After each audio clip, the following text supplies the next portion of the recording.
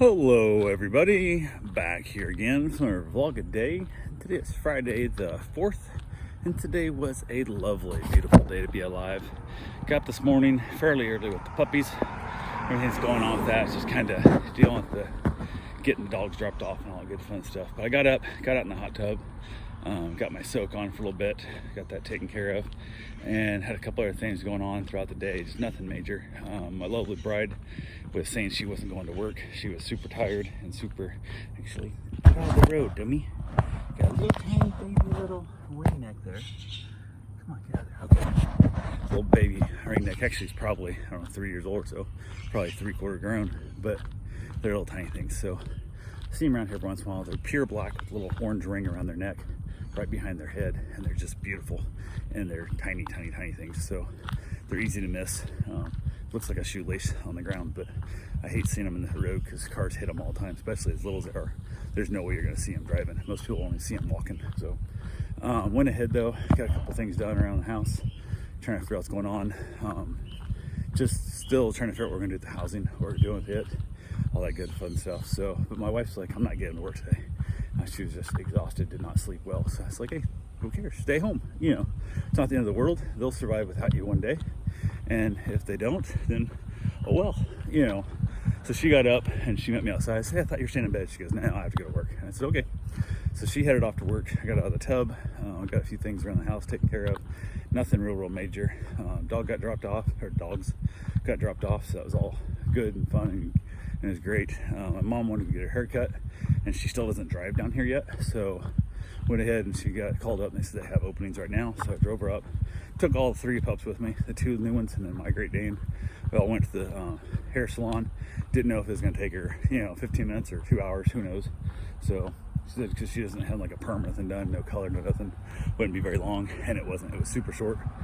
Pulled up in there, found a spot with shade, so able to park in the shade, which made it a lot easier on the pups and I. So just sat out there, finished up a little cigar I had, just finishing that up while she got her hair cut. It was just, I don't know, wasn't 15-20 minutes, wasn't very long at all.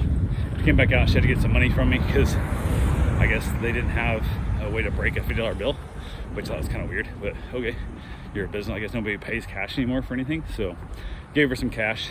She headed back in, got her hair paid for, headed back home. On the way we saw a house that was for sale. Beautiful place up there on the main drag, which is a little too noisy for where I really want to be, but looked it up online. It was not the worst price in the world, but there was like no yard at all. So the house set like as far back as you could get on the property line, which I assumed they want to move away from the the 5-lane road to get a little more sound deadening, but made for no backyard. Beautiful front yard and beautiful side yard, but no backyard. I don't need front and side, I need backyard for all the animals and stuff. So said to heck with it. Went looked it up, like I said, was not what we wanted, would not work for our needs, so didn't pursue it any farther. I got a text from a friend of ours who's a real estate agent as well, and she hit me up with a house, and it's only like 11 pictures, and she says 3 acres and this and this and this. It's not, it's 2.67 acres, but close enough. And I was like, man, the pictures are not great. It doesn't show up very well. And it's basically a modular home set in the front of the property on its own septic. And then the back of the property is a giant pole barn that they've converted into a house. And it's got a giant screened-in patio on one side, and the other side is all air-conditioned RV storage. Like it's a massive RV storage. There's a full hookup in there for septic and sewer and water and power and everything. Outside, same thing. There's another hookup for RV out there, which is great. Still on a propane generator, backup. Everything's great. I drove by the motorcycle, saw a gentleman outside, actually a couple gentlemen outside, hollered up at him and said, hey, do you care if I look around a little bit?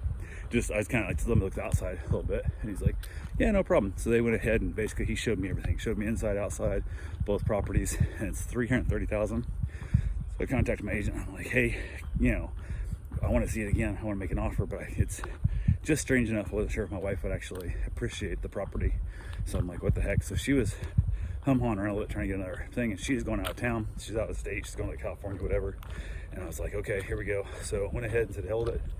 Didn't hear back from her. And then when I finally heard back from her, she said that they already accepted an offer on it. And basically I said, well, I want to put a full price offer in on for backup and go from there. So we'll see what happens, and who knows. So went ahead, also called RP Funding to pull a mortgage on our house so I can present myself with a bunch of cash So that way if that house doesn't praise out or nothing, it's just done. I can just walk in and write a check and buy the property and not have to worry about time frames. That help might speed up my offers when I'm willing to, you know, basically don't have to worry about, you know, appraisals and stuff. I can write checks for it. So got that started a little bit.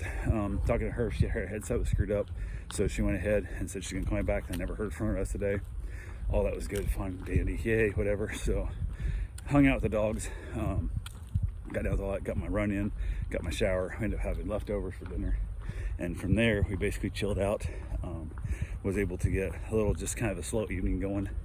Had another dog meet and greet in the evening time with a pit bull that was untrained, like a 7-month-old pit bull that is just horribly untrained and not good at all. And I was like, no, I'm not doing it.